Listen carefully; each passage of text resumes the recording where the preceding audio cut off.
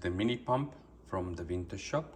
The first thing you have to do is remove the caps that are on the hose barbs on both ends. This is to keep it clean. And then you attach the hose. This is the inlet, this is the outlet.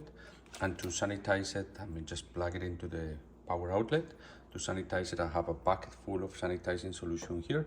And the inlet is sucking from the bucket and the outlet is dropping it again into the same bucket. I just want to recirculate the water on the pump, and the sanitizing solution will fill up the pump, the inlet hose, the outlet hose, and you can keep it running for as long as you want, but I just prefer to turn it off and let the sanitizing solution fill in the line. It's full of sanitizing solution, and then after 20 minutes I just rinse it with water, running water through the inlet to the outlet until you see it's just water and it's ready for use, either for transferring or for filtering.